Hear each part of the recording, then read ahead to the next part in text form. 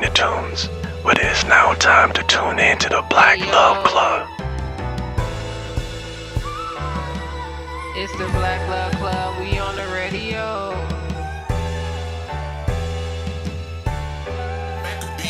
Turn the speaker up.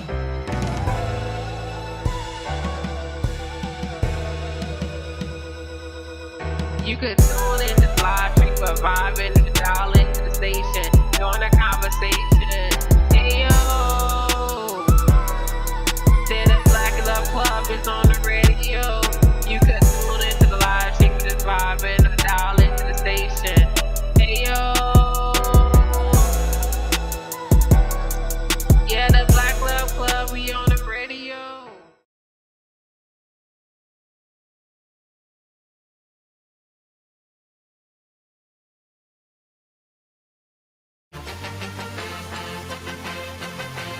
All right, guys, so we are back. Welcome back to the Black Love Club. I am your host, Nikki Talks, and of course, we have with us Edgar Prime and Richard Roots in the building. So I am really, really excited for today's show. We have an amazing guest today, and yeah, it's really cool because it's a music guest, so that's like really, really exciting as well. And I'm excited, y'all. And we had like a really good conversation. Was that yesterday? I don't know. It was yesterday. It was yesterday. It's crazy. Okay. We kind of sat down and chatted a little bit, and that was really cool. So I'm really, really excited about that. But y'all, how's y'all week been? Why is this like so awkward every time? How's your week been, Prime? And I had a good week. You know, it's kind of hard to get in the swing of things when we don't do a live show. So that was a little bit rough. But, you know, a lot of things happen. You know, we got some updates in the Diddy trial, which I'm sure will come through in the news. You know, I did have Diddy for last week. No, not last week. When it happened, I remember I was like writing it down. That happened Friday, though? Was it Friday? I think it was. Mm-hmm. I think it was Friday. The news came out about it. So yeah, I was like, "Oh, I'm gonna mention it," but no, actually, I forgot.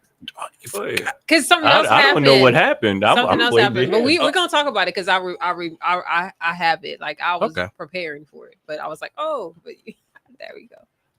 So we're gonna get it on the news. We're gonna talk about it. Yeah. No, I had a good week. Yeah, that's all I got for you. That's all I got for you. But, you know why it's always awkward? What? Because Prime is over there like, y'all gonna say the same thing, and I'm pretty sure we're gonna say the same. I don't know how we could not say the same thing because we just went on a trip to Florida together. So I mean, So, but it was dope. It was fun. dope. It was rainy. Yeah, it was a lot of rain. So, so some local young men in Tulsa just did a film called "We Are One," right? That was the name of the film. Documentary. I talked about it last week. Yeah. Well, not last week, but the week before last. Mm-hmm. I spoke about that. So we actually got on to go to Florida to support the team that the documentary was about. Yeah. They went to the World Championship. The World Championship for AAU basketball. And it was so dope. It was so dope. They could have won it all. They came fourth place. That's really big, though. They out came of 72 teams. 72? I thought it was 76, but 72 is incredible. Yeah. But coming in fourth place, and they lost 2 games with the total of points being like 8. Yeah. Between 2 games. So one game they lost by 3, the other game they lost by 5. So them boys went out there and they showed up and showed out. Yeah, they did a great job. They're really great players and stuff. And yeah, so but we had a good time. My kids, they we didn't get to the beach, but they did get in the pool and had a great time. Yeah. And that was for it rained so much out there. Yeah, but for our oldest, that was fun. For everybody else, that was not fun. Like Yaya was not feeling that water at all. He was like, "Get me out." He was, he didn't get used to it at all. He didn't like the fact that he couldn't feel the ground underneath him. Yeah, so like, Jojo was a little afraid at first, but then he just was kind of like, "Okay, yeah, I'm with it." Yeah, so that was really cool to see. And Layla, she was just ready. But we had a good time. That was really nice. That drive was definitely something. But how many hours is that drive? 17 hours. Whew. Yeah, it was crazy. But yeah, we had Did y'all do Like, shifts? Oh yeah, yeah, it was we broke it down it like was a that. breeze because of So it how we wasn't broke it too down. bad. Yeah, it wasn't too bad. But definitely that night driving was always is what gets us, Oh, I prefer the night drive. Yeah, no, I know. Night driving, I prefer night driving. Like, I'm going nighttime I can get it for a good bit, huh? So you sound like you just want to speed. Yeah, No, I don't be speeding. Like, I'm very cautious. It's most likely it's probably because she get to like control the playlist, the music she have us listen to. They were hating. Okay, but yeah, shout out to everybody that is tuning in. We got a lot of people in here for UK Rose. Yes, we have let's see, Jamie, Nancy, Kareem. Let's see, what's up, Mickey and April. Yeah, shout out to everybody who is tuning in. Thank y'all for tuning in. Yes, we have amazing guests in the building, which we're going to be announcing. Richard's going to be announcing in just a second, but we're about to get into the news right now. And I just want to get into the news because there was a lot of things that happened. First of all, let's talk about the Diddy trial because, that was, I guess, I don't think I was too shocked by the outcome of it. I don't think so because I feel this is my personal thoughts on this. I felt as though he was doing some real freaky, weird things, but I felt like that's just him. And should he go to jail on something like that? That's him. I don't think that's like, I don't think it's necessarily a crime. He wasn't drugging anybody, was he? And they were all adults, right? Nobody said that they were drugged or anything, but it's like, I can't, if more things are some crucial like kid things or something like that, somebody was to testify or something like that, then yeah. But it was just some weird stuff. Yeah, no, I thought that a lot of it looking at it now, it looks like it was more of like a smear campaign against Diddy, because all of that back information about the Diddy parties and his particular interests all kind of came about, but that wasn't what he was on trial for. Yeah, what he was on trial was for racketeering. It was a RICO charge and sex trafficking and prostitution, I believe. Yeah, and none of that. And most of that didn't stick. I think like one of the charges that was supposed to stick that they couldn't get out of was like transporting a person for prostitution, which is so vaguely worded that could be anything. It's like there's talk all the time about people flying women out or flying people out to, for weekends. Well, couldn't that be considered prostitution if you're going to make that argument? And so it kind of gets to a place where a lot of these charges, they didn't have enough evidence for to really substantiate the charge. And then the party who was the primary witness, who was granted immunity, was just as guilty of what he was on trial for as what he was. Yeah. And so it did kind of feel like a high level, almost smear campaign against Diddy, which is kind of wild. Yeah, I feel like if, it was stuck to maybe him abusing you, I feel like you had camera footage or whatever, maybe that could have just been more of what you could have stuck to, especially if it was really about that, but other than that, I just felt like it was all over the place. It was just like y'all were just saying they were just throwing stuff out there, this man, just for the fun of it. Like, there's some weird stuff going on in those, but I'm not gonna be at the party, like. So people are people still saying no Diddy? Oh, that's like canceled now. Nah, I think they still gonna be saying that. Is he walking free now? No, he's not. He got denied bail. Yeah, he got denied. His bail was denied, so he still is in jail. But I think he will eventually walk free. Once I think like the trial date come back up and because he is being held to some charges. Yeah. So we still got to see like what the actual verdict is and what the sentencing is. Yeah, because they're I think what is gonna happen. I think they're gonna. The time that he served, they're gonna apply that, and then they're probably gonna do some probation or something like that. Like, I feel like that's what that's what happens when you have money. But in other news, his daughters, his twins, they're coming out with a clothing line, 12/21, because they're born on 12/21, December 21st. Yeah. So, but yeah, and which was really sad. I seen somebody post about it, so I went to their page and I looked at it. What I think is really sad is that people are commenting under negative things under their posts. I feel like that's what their father was doing. Let's not put that on the child. Like let's not, you know. I, I think that's why as parents we should be mindful of what we do, but at the same time, those kids had no control over what was going on and what they daddy like. Yeah, I mean, but they did the same thing to the boys. There was a lot of people making arguments that, you know, there was no way the boys didn't have any sort of knowledge that this was going on or were somehow parts of it. Well, I heard the boys was there too, but hey, but I feel like these girls, but the girls are off limits. I get you.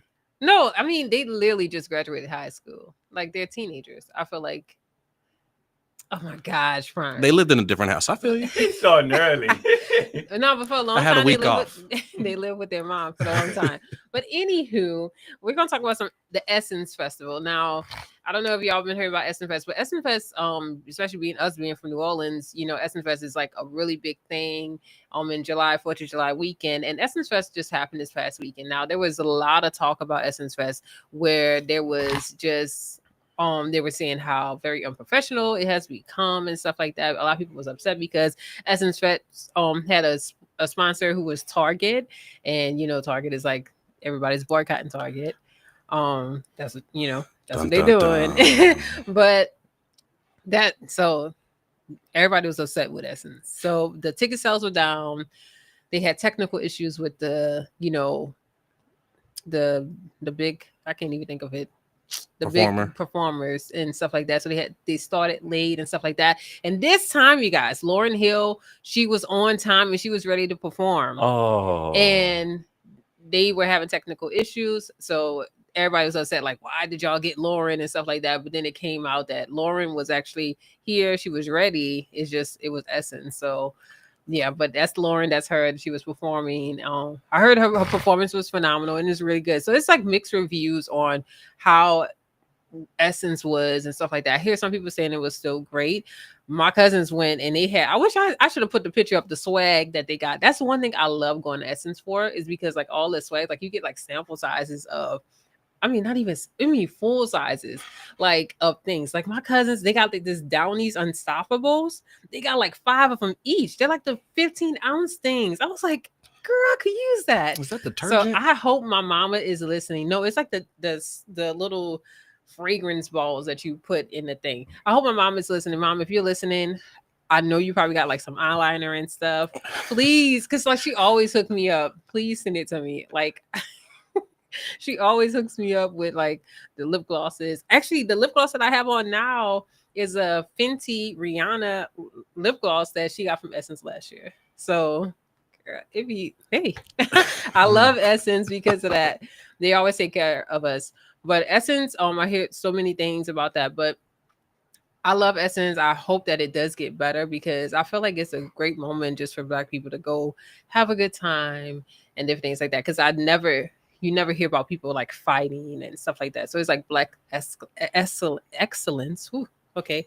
So yeah, but now this is not funny. So what I'm saying is I'm not saying this to be funny, what I'm about to say now, but this is because we're talking about Black love and because our women seem to lose confidence in themselves. I want to talk about this because now this is not funny, but when it happened, I was like, is this true? So lately they were in Cardi B was in the news about a BBL. Now this is rumors, and he said that he did not say it, but Stephon, he's a NFL player, I believe. And he was basically, somebody said that he said that she had a BBL smell. Right now, I do not say any of this to be funny. And I was looking for a better picture because I did not even want to show her, but that's a good picture. So I'm not saying the story smells off. I'm not. Okay. I'm not saying she has a BBL smell because it comes out that he's never said that. But what I did learn that BBLs can't have a smell, and I think a lot of people do not really do the research into it. Like I just learned that. You're not even the first person to say that. The extra fat that they insert into your BBL, like, see, they said they didn't know. They didn't know, but these girls are going, they have less confidence. They're going to get these BBLs so they think it's going to make them look better and whatever. But if that fat dies because you don't have enough blood vessels back there, is gonna rotten inside of your body. You know what? I think we should go back to the streets with that. You know, no, and I'm it was serious. pretty clear Because men weren't interested in the BBLs. They are, and I think so. I've heard like women say, and it's true. I get it. So I've heard women say they're getting them because men still would sleep with them. They would still, but they did that without it. Them. Yeah, and that's true. But they look at that as men improving it.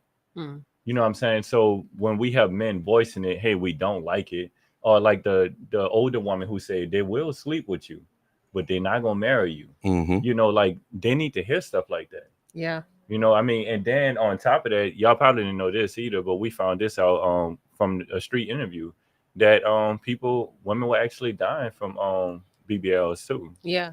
So now we do know people are dying from the procedures and the recovery process and stuff like that. But it's just like, it's the fact of, one, you can die on a table, you can get injected with stuff that you don't know what you're getting injected with. Then also afterwards, you can recover fine and everything, but the fat can die and you can walk around stinking and having these problems. And now you got to go back and spend more. It's like, y'all, let's just learn to love our bodies, because I feel like everybody's body is beautiful. If you want to feel like you have a bigger butt, let's do some workouts, squats, lunges, get in the gym. Let's, think about health wise things. Because it's just really sad that, things like this is happening, especially to us at a larger rate than is happening to our counterparts. So it's kind of the shortcut culture that we're in nowadays. Tubby tucks are on the rise. Ozempic is going through Hollywood. They talking about men are getting ab sculpting. So it's really about people just not wanting to actually do the work, not wanting to actually commit to making a change. And there's always a consequence to a shortcut. Mm-hmm. There's always a consequence. That's why it's important that you do it the correct way, so that in the event you need to take the shortcut, you know what the consequence is. But if you're just taking a shortcut to resolve a problem, you're going to create all of these other problems that go along with it because you didn't do the initial work. You can't get your stomach shortened and not change your eating habits. Mm-hmm. That is just going to create a problem. Yeah. You can't keep walking around all day in corsets. That is going to be a problem over time. It's going to change how your body is structured. So it's going to be harder to lose the weight. Yeah. You got to take care of yourself. We got to take care of ourselves. I think that's what we need to get into. But Richard, we got a guest. Oh, yes. Let's go ahead and introduce our guest, y'all. We're really excited about I was telling y'all just a little bit about her just a minute ago. But Richard Roos is going to go cue ahead my and... music. No, I was actually... You got some music for me? I was like... I've been gone a week, so it's like the same song. But at the same time, you know what? It's hype. So... without further ado, Richard, introduce our guest. So, you guys may not know, because I don't think I voiced so much of how passionate I am about just encouraging music, because of how I believe music impacts our culture. But I was just on TikTok one day, and I heard this beautiful song by this woman, and I was like, I like this. And then I was reading the comments. I was like, oh, man, she's in Tulsa. So I reached out to her. She responded back swiftly to be on the show. And then it's funny. One of my friends, he sends me videos on TikTok all the time on people that he thinks should be on the show. And he sent your video. And I was like, yeah, we on that already. She's going to be on that next week. So you guys, so now I'm going to introduce, I'm going to let her further introduce herself. But our guest is K Rose. I'm so happy to be here. All right. Girl, we can hear you now. Okay, yeah, we had you low a little bit. Oh, hey, everybody, what's going on? There we go. Yeah, tell us a little bit about yourself. So I'm just born and raised here in Tulsa, Oklahoma. I have never lived anywhere besides Tulsa, Oklahoma, so I really love my city. It's a choice that I stay here. I love it here. And I make music. And I'm just starting out in my music career, but something that I really want to do. Yes, that's awesome. Now, tell us what made you decide to start, doing music. Is this something you've been doing your whole life, or like, did you sing in like a church choir, things like that? Really, I've been singing since I was talking. I've always loved music. I was a worship director at the age of 18, 19. And so one thing led to another. Then I just started making my own music. I've been writing since I was maybe 12. So it's just always been a huge part of my life and what I've always loved to do. And with social media now, I'm kind of leaning into that to be able to do it. Yeah, that's awesome. Okay. Go I ahead. don't know if you had a question, so I'm gonna jump in. But could you tell us a little bit about your music? So what, when you think to put music out into the world, what is it you're hoping to accomplish, and what is kind of, like I said, the messaging or the emotion behind your music? I'm really glad you asked that because for me, I feel like there's a lot of music nowadays that you listen to it and you think you leave it after listening to it thinking what you don't have. What I don't have. I don't have this. I don't have this body. I don't have this money. I don't have these chains. I want to make music that people leave after having heard it feel better. After I want to make the world feel better. I want the world to make it feel like it's okay to have what you have and be who you are really. That's great. Yo, I have to say this too, y'all. Y'all can't see them, but man, she had friends to come in and support her too. So we have a live My girl. audience today in the studio. But that's who we've been talking to, the whole time about the BBLs too. But look, I want to mention two comments too.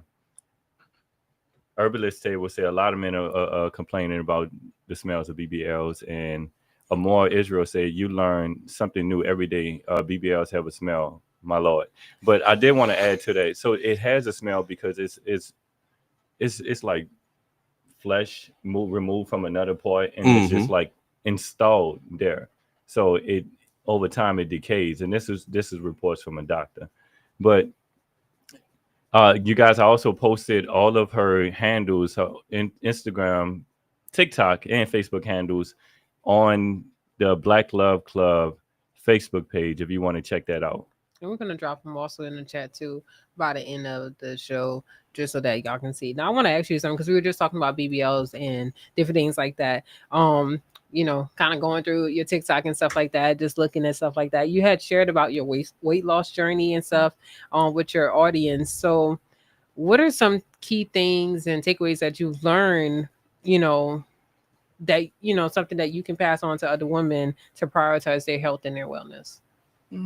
I think what the biggest thing for me was focusing on more how I felt, because I think a lot of times with working out, trying to lose weight, it can get about how do I look, but first focus on how you feel. I use the gym more as like mental health than physical health, and then when you focus on that, then it carries into getting better physically. It just carries over that way. And so I would say don't focus on the scale. Focus on how you feel, how your clothes fit, the energy levels that you have. And that's a difference that I noticed first. And then I started noticing a difference in the mirror. Yeah. And I feel like that mindset is also reflected in the song that you had put on like that. Like I remember I seen it was like one comment. Dang, I should have screenshot that comment, right? But she was just basically saying, let me see if I can go to it. But she was basically just saying how that's how she feels and how what you said in the song it related to her so well and stuff like that. So even just like when we think about like women with like BBLs and they getting these very toxic modifications, body modifications, right? And is really because they really don't feel well. They don't have that mental capacity. So just like going to the gym and doing things like that can build up the mental, and I guess I never thought about like the mental side of it. I think men mostly y'all because that's where y'all be at. Y'all be at the gym. It's like y'all, but women we really don't, but when I do go to the gym, I guess it is kind of a mental thing because it's like I get to push myself to like, knowing that I'm doing this to stay healthy, to be healthy and stuff like that. I think that's like phenomenal. I'm gonna find that comment and I'm gonna get back to you. Go ahead, Richard. Yeah, I like that. When going to the gym, a lot of people get discouraged. Like you say, if you're looking at the scale, you're looking at the mirror. But if you're just going there, I guess and it's probably the same way for you. But for me, I'm more attracted to the routine. the discipline. Mm-hmm. So I'm more, so if I miss a day, I feel like, I'm more upset about that than, about the results I haven't seen. Right. Because I know that if I'm going every day, I'm going to get the results. But I think that's a good perspective, because if you're thinking about the scale, you're looking at the scale, you're looking at the mirror, that's going to discourage you not to show up the next day. 100%. Yeah. Yeah, no, to kind of piggyback on that, earlier I mentioned shortcuts, and this is actually great that you brought in the mental side of it.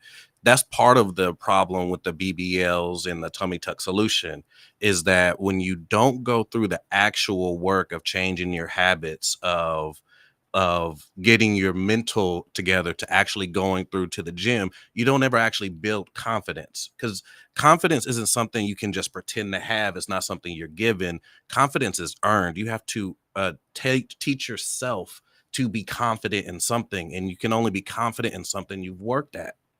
And so that's the other side of going to the gym, which is, we mentioned a lot of our Black sisters have issues with their confidence. That's part of why you want to get into the gym, because it'll help you build your confidence.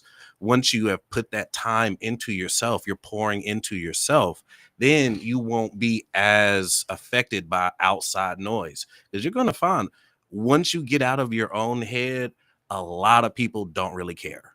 Yeah. A lot of those comments, a lot of that stuff that you're thinking about is all in your head, and you're the only one hearing it. Getting to the gym, starting to take care of and pouring into yourself shuts up a lot of that noise. Yeah. 100%. Now what he's saying is actually kind of remind me of just like, I guess, some lyrics I heard in your song. So I want you to explain, because she had went viral for a song called "Do the Same," right? So on TikTok, and I want you to explain. I guess tell us, where were you when you wrote that song? Like, mentally, where were you? What inspired you to write it?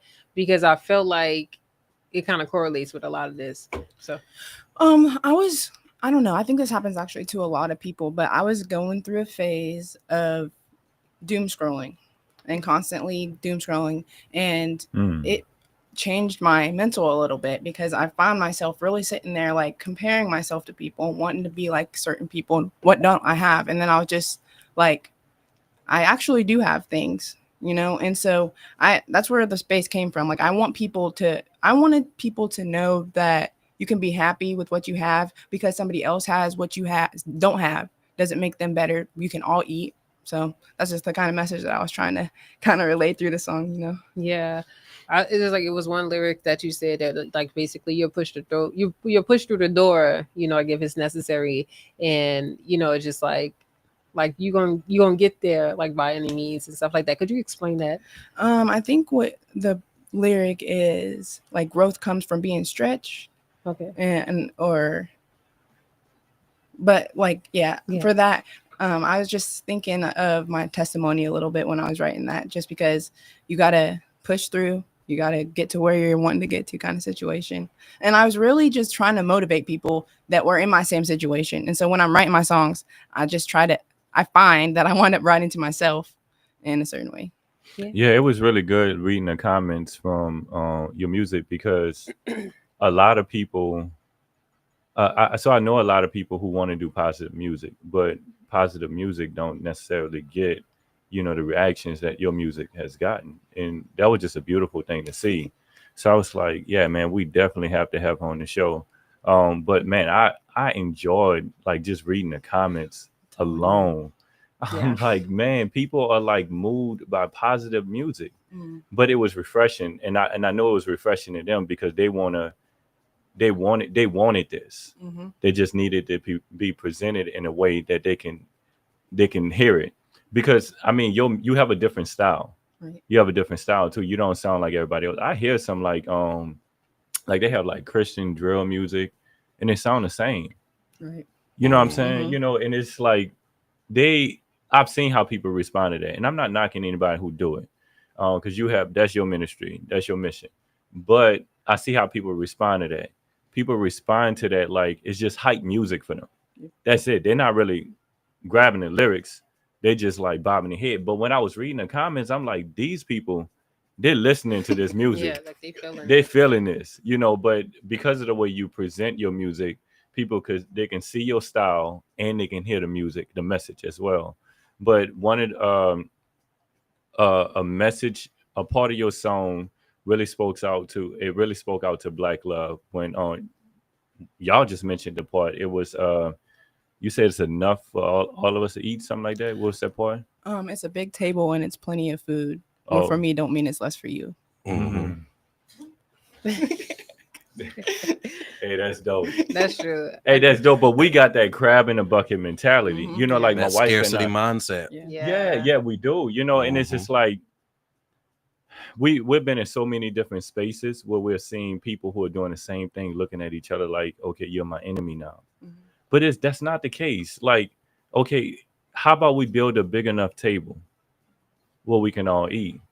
You know, versus looking at it as, you know, that's not enough food on the table. Well, we can work together. Yeah. You know what I'm saying? Like my wife and I, we're photographers, but we can't feed the needs of the whole city. Yeah. Right. You know what I'm saying? We don't do everything. Like literally today somebody was asking for some other type of photography, and I was like, look, I don't do that at Fedora, and I was like, I don't do that, but look, there's somebody who's like really good at it, you know, like, because I'm not, it's like sometimes we feel like, oh, I gotta jump into it, like this not even your style, you don't even do it, but then we're gonna like, well, I could try to do it, you know. And so it's like, nah, let's spread people around. Like I like to stick to like one type of thing, but yeah, I be collecting photographers' business cards like it's collectibles or something, because I'm like, I know I can't do everything, and I believe that at one point we're gonna get so much traffic that I'm just gonna be handing them out to people. Yeah, you know. But I'm like you say, you know, that's the scarcity mindset that a lot of people have. But when you don't have that scarcity mindset, then you're like, okay, there's plenty. You can think of it from an abundance standpoint. Like the shirt I had on earlier today, it said "me versus me," and I use that as a moniker to really think about everything. And when I'm judging progress, I'm judging it versus where I was, 5 years from today, based on where I plan to be 5 years from today. I base it off of, my growth, my development, because my ultimate competition is me, because the goal isn't to be the best person anyone in this room envisions. It's the best version of me. And so when you get out of the habit of needing validation from people outside of you, and you can kind of focus inward, you don't have to be worried so much about scarcity. Because if you're worried that there's not enough people, just drive 30 minutes in any direction. I guarantee you'll run across people you ain't never met before. That's true. There's just a lot of people. But it's that mindset that you're in a small place, you're constantly doing the same things, going the same places. I always tell people, hey, if your life isn't going the way you want it, or you're in a bad mood, just take a left when you normally would take a right. Yeah. And just find your way home. Yeah. I want to, you had mentioned something earlier. You were doom scrolling. I was like, girl, what's doom scrolling? I said, dang, I'm old, right? But but I can figure it out what it is, right? But did you Google it? No, I didn't, but I mean, I was like, I'll put two and two together, you know. Yeah, I'm happy you brought it back, because I was gonna ask it too. I ain't gonna front. I'm like, doom scrolling. I mean, I guess you could kind of put two and two together. But so I think that's something like, especially women, we do often. You know, we sit up there and we scroll, and we we see things. We see other people's, whether it's their marriage or whether it's their relationships, or whether it's them traveling and stuff like that. So we're just like constantly, or this girl is like super fit, and like she has like this amazing life, and we see all those things, and we those pictures and those reels, and we're just like, oh man, this, like, and mentally it affects us in a way, like feel like we have to either do more, we're not doing enough, or we don't got enough, our life is not that perfect and stuff like that. So I feel like a lot of women, we deal with that comparison thing. Comparison is the thief of joy. It is, 100%. And I think that was like really cool, because like in the comments, I found the comment, the girl, she was saying, I'm not a Tulsa girly, but I live in Oklahoma, and you have an amazing voice. A lot of people needed to hear this song because some of us struggle with the things and doing the same like others. So it's just like, yeah, so many like there was so many comments there that were just like people were just like, saying how amazing the song was and how it related to them and stuff like that. So it's like, you know, that's real. That's definitely something that needs to be talked about because like not no one's making music like that. Some people like the music that's coming out is crazy. Like, they're telling you to continue falling into this doom scrolling mindset, right?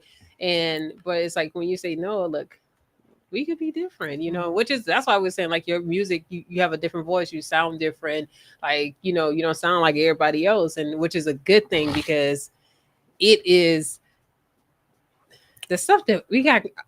Would you say nowadays, some of the music today stinks? it stings BBL style.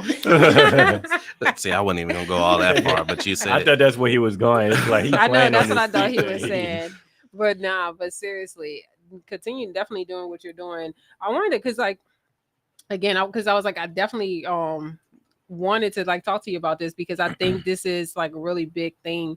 Because even when we talked about comparing and stuff like that, definitely with me growing up in the 90s, we dealt with this. Now, can you share with us how colorism may have impacted you growing up? Because I was looking through your TikTok and I was like, wow, she's open about sharing about different things like that, which is I think is pretty amazing. Because back then we didn't talk about stuff like this. It's like we had like our identities and different things like that. Like back then I wasn't, as cool because I was dark skinned, like so if you was light skinned, it was better. So like I want you to tell us like your experience with that and growing up. I don't know if you know what TikTok video I'm talking about, but yeah. So go ahead. I'm serious. Well, being biracial in Oklahoma, in small town Oklahoma, I actually grew up going to, I don't know if people are listening, know what Berry Hill is, but I had that same kind of experience, but the opposite for me because, not being, white enough for the white people and then trying to fit in also with a very small amount of, African Americans that I don't, but my experience with it was really not even outside, like at school and stuff. It was more my own family denying me of my own blackness, like saying, you're not black.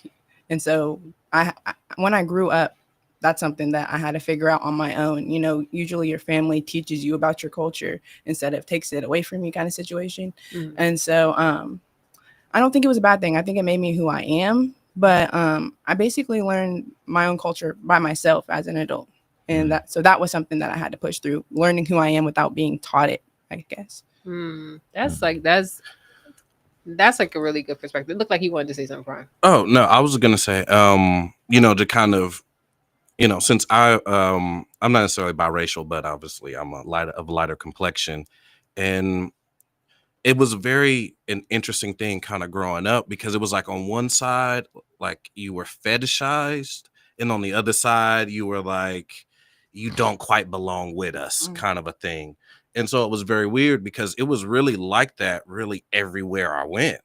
So as you mentioned, like some of the loudest were family members, and and their comments and their jokes. But then you go to school and it's kind of the same thing. It's like, well, you might get extra benefits. It's like, yeah, but don't nobody ever confuse me with white. Nobody ever does that. But in the same sense, I'd be around, my brothers, my friends, and then, I come up as the butt of the joke. And, I've gotten older and, I don't take things personal as I did as a child. But it was a difficult thing because it was hard to find a place where you felt like you really belonged. Yeah, you know what? Nikki thought y'all had the best childhood. Because she was like, hey, them light skins, they had it good. The dark skin ones? No, but I'm seriously like I mean, I don't know. Maybe I have to talk to a light skinned person from New Orleans how they dealt with it, right? Maybe they have the same story as you guys, right? But like definitely, it was definitely like way different. And New Orleans is like brutal, right? So like they really are. He knows like New Orleans is real brutal, and it's like majority black people. It's like 99.9% black, but at the same time, we put ourselves in this like box, like, oh, she light skinned with good hair, she's better. Or she's dark skinned. Now if you dark skinned with good hair, quote unquote good hair. I'm not talking about like good hair, y'all, but like, you know, what they call good hair. If you dark skin with good hair, then it's like you got that pass. But if you dark skin and you just got, you know, regular black hair with a perm and your kitchen ain't you know, straight ain't kitchen and ain't clean, ain't swept up, it's a bad thing. So it's just like, you know, hearing it was like a song that you had said, like that song really spoke to you. And it's just like, I think it's like, I guess I never looked at that perspective. Cause like for me, when Beyonce made Brown Skin Girls, I was like, right, she's doing it for us, right? So it's like, from your perspective, you know, hearing a song that it made you made you feel like you were heard, being, you know, because like I never considered that point of view. So it's like, you know, like, yeah, that's really cool. And I think that is also one, really amazing that you went and sought out who you were, you know, as well, because some people don't. Some people will try to just stick to one identity and go, but you really sit out, you know, and go and do the thing. So it's like, I think that's a beautiful thing. And, you know, I definitely see that it can be hard for all of us growing up in this world with like colorism. And it's like, you know, it's really, really crazy. So with that said, go ahead. What is Black love to you, K Rose? And how do you reflect that in your music? Well, for me, I feel like it was, if I'm going to associate like a word with it, for me, it was acceptance. I mean, maybe identity. It was something that I found. It was chosen, kind of, because it was, like I said in the beginning, it wasn't something that I was around or shown. So I feel like it's very important and accepting. And how I reflect that in my music was just trying to put my message across and just try to reflect that in my music. Right. I love that. I like that you said like acceptance. Yeah. That's, you know, because I think acceptance can come up in all of us, but all of us can mean acceptance in a different way. Yeah. So I like that. I like that. I've never heard that one, but I think that's dope. Yeah. So one of the greatest definitions that I've heard of Black love is basically the same thing you said. It's Black love is not a choice. It's a means to survive. So like if we don't accept each other, that was me, y'all. I'm gonna pat myself in the back. But if we think of Black love as we don't have to accept each other, no matter what shade of color we are, then we start to die off. You know, but when we understand that we have to accept all of us, you know, no matter like how many times you've been hurt by a person of the opposite sex, you know, you still like, because the moment, and we're seeing it now, like all on social media, there's like a war between sexes, you know, the Black man against the Black woman. So if we continue to war against each other, then what we know as the Black race will no longer exist. Right. You know, so if we one day come to the conclusion we have to accept each other, then that's when we start to build each other up. So because acceptance comes with like, we don't just accept each other. We got to have standards now. We have to have conversations like, how are we going to be able to do this? Because I'm not saying we need to accept people like we got a uncle that's just like Diddy.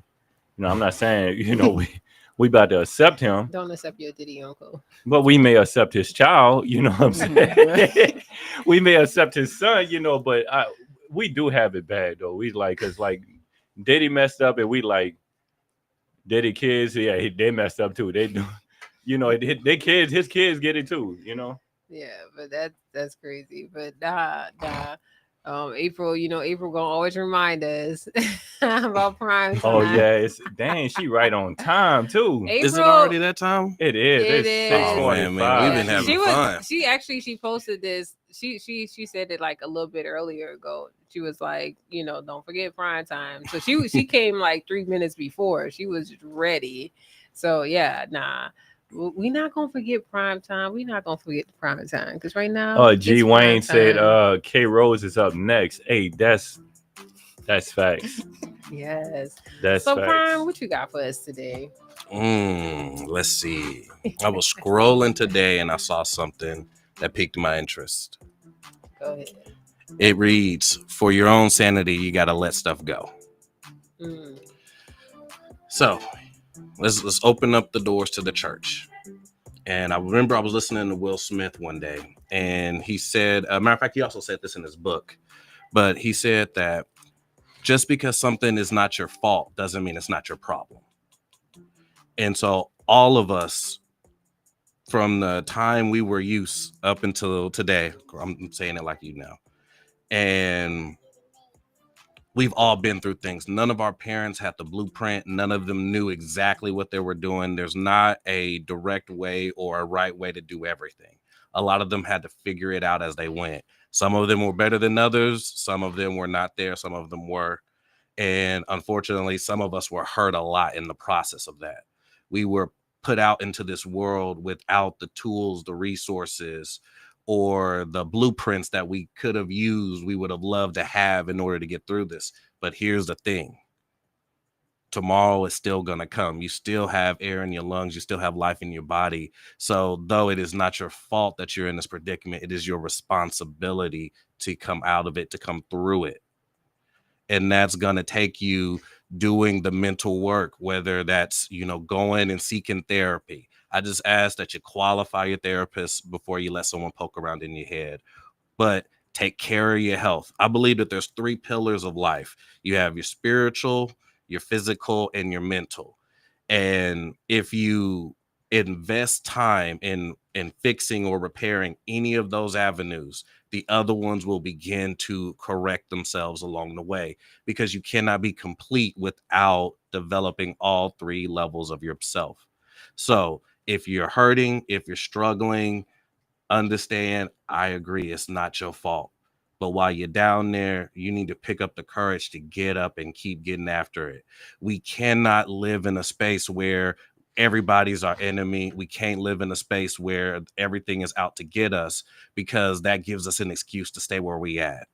We want to leave that scarcity mindset in the past. And that means you got to let go of the hurt. You got to let go of the pain. That does not mean forget that it happened, because there was a lesson in that pain. But that does mean that in order to fly, you're going to have to let go of that extra weight.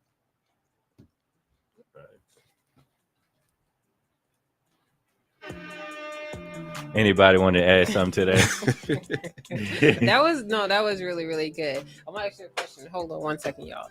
Are you able to Oh yeah.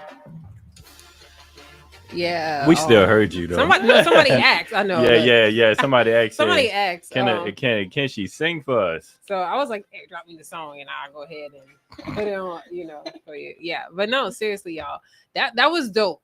Prime. That was really dope. And that's true, because when we think about it, we go through things in our lives and stuff like that. And a lot of times, a lot of people would, especially you see that a lot on social media, a lot of people just, they sit and they dwell on the issue and the problem and how it came about versus the solution moving forward, the resolve. And, my husband, no, that's like one thing I hate to go to a meeting about. Everybody's talking about like the problem. The problem. I'm like, okay, we're gonna keep talking about, because like y'all wasting my time at this point. Like that drives me crazy, because we keep talking about the problem. I want to talk about the resolve and get past it. Like, okay, let's move forward. Yeah, because it's in the past already. This didn't already happen. Once this happened, all you can really do is come to terms with it, and then it's what do we do next? And I like to go with the mindset that I don't believe in having a bad day. I can have a bad moment. I can have maybe a bad couple hours, but a whole day, that means I had to help. That means I had to be a part of this. Don't you hate when people say that? I do. Like if something bad happens to you in a moment, they're like, "Oh, you're having a bad day? Dang, you cursed my whole day." Exactly. Yeah, I heard this guy say it, and I started saying it whenever someone would ask me, like, "How's your day going?" I'd say, "I'm incapable of having a bad day."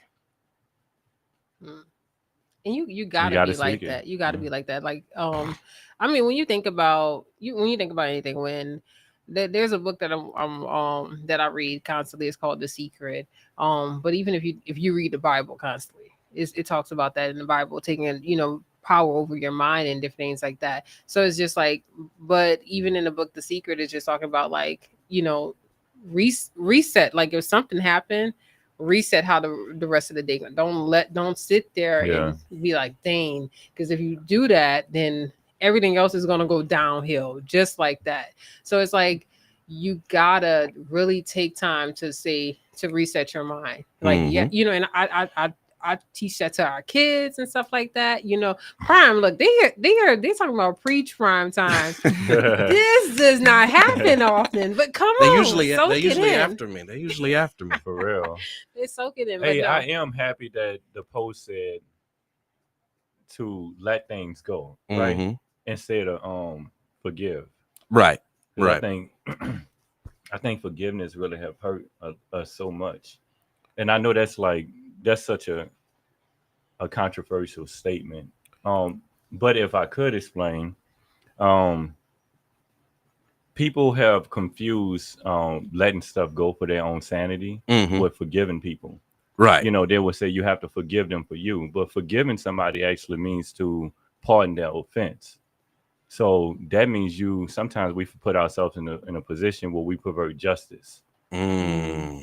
Just in the sake of our own sanity. So it's just like this person molested you, but you forgave him. So you no longer think about it anymore for your own sanity. But he goes and he does it to somebody else. Right. You know, that's when it becomes a problem. That's why I say I love that it say let it go for your sanity versus, you know, just pardon the offense. Because you could let it go where it doesn't affect you, but you can still say, you know what, I want to press charges. Oh, no, press absolutely. charges, let it go. Right. Now, I think in that scenario, like if you're really going to get past it, I think that needs to be the correct mode of, like, you need to do something about it. If something like that happened to you, you need to do something to keep it from happening to someone else. I think that's just, as people, we should be in that mindset. But I would say when it comes to forgive, I think that one side of forgiveness is that whenever that you go through something, whenever you experience harm, heartbreak, being let down, abandonment, there's two people hurt.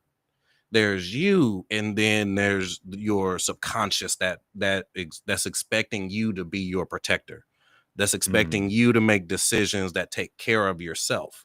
That part of you is also builds resentment in you. That's why I would say that forgiveness is important, because you have to also be able to forgive yourself for putting yourself into that situation. After you've accepted your accountability, you have to be able to forgive yourself, to give yourself grace to keep moving forward, because you're going to make other mistakes. You're going to encounter many different people, but you can't hold on basically blaming yourself. Oh, I always pick poorly. Well, that means that all your other options are all going to be poorly too. You got to be able to give yourself grace and also forgive yourself. Good. But you're right. You got to stand by what you say. You can't just, sweep it under the rug. Yeah, that's good. Yeah. Any of our live studio audience want to say anything before I switch to her song? They're like, no. Well, I just wanted to open the door, but oh, look, wait, she wants to say something. Come on, come sit next to K Rose. We're gonna get you both. We're gonna kind of move it over. There she go. There we go. Just real quick, nothing too long, but I think a part of forgiveness is learning how to love. And for me, I've always struggled with forgiving because I always attached my emotions to that. And so I would think, at one point in time, oh, I forgive this person that hurt me. And then some other season in my life, I'm like, well, now I'm angry again because they did something. So now I don't forgive them anymore. Did I really forgive them the first time? But I think with this walk that I'm on with Christ, I am really trying my best to love all of my brothers and sisters, regardless of what they do, because that's what Jesus did. And so I've learned that part of forgiving is just loving themselves, or loving them, which turns into loving yourself and forgiving yourself. Yes. If I could, I would argue that you may want to look at it the opposite way. In that I think that most of our experience, we experience our internal externally. So if you have a chaos inside of you, your mind is all over the place, your life is going to be a reflection of that. And so while I think it's very noble to try and love everyone, I think that the better you love and accept yourself will naturally make you able to love everybody else. But there is a danger in just trying to love everyone else, in that you become a pleaser to other people, which in turn causes you to resent yourself further. So just remember, it all starts and ends with you. So you can't give what you don't already have. No matter how great your wishes are, if you don't have that love, if you don't have that acceptance, if you don't have that understanding of yourself, you're not going to actually be able to give it to someone else. It'll be conditional, because in many ways that's how you treat yourself. Yeah, I mean, I agree, and I'm still learning, to be honest. So, but that was beautiful. Thank you. Absolutely. Yeah, Go ahead. You look like you wanted to say something too. Oh no, just what kept coming to my mind was an old saying that my grandma used to say to me was, pull out of your driveway and try to make it to where you're going, but don't look in the dash. Look in the rearview mirror and get to where you're going. It's just like how much you can be held back by not letting go. I feel like there's consequences for that 100%. 100%. So I really like that. That's good. That's good, y'all. But look, y'all, so I'm gonna play a little snippet of her song. Cue my music. All right. That was your part.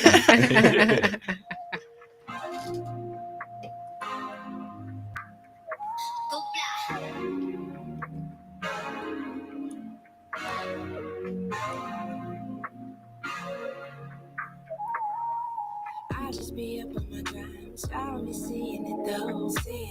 Yeah, I'll be here so late at night. Yeah, be up on your pillow. Yeah, I'm trying to make such a shade, but y'all don't be hearing me though. So you can stay up in your bed. Yeah, I wanna get to the door. Yeah, I wanna get through the door. Kick that shit down if it's necessary.